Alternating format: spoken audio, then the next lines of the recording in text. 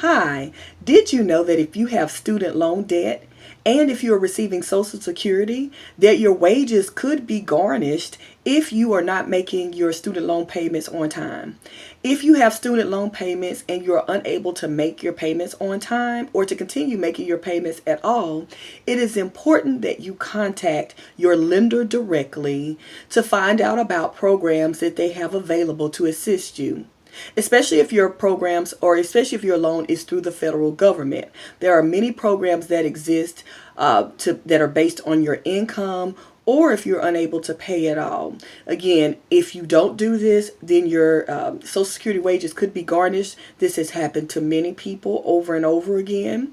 Also, if you're thinking about returning to school, or if you know someone that is on their way to college or in college, check out my links below this post about my book, Step by Step, How to Save Thousands on College Tuition, and my YouTube page, Dr. Andrea Johnson. The link is listed below, where I have free videos and webinars on the topic around how to save thousands on college, as well as how to manage student loan debt.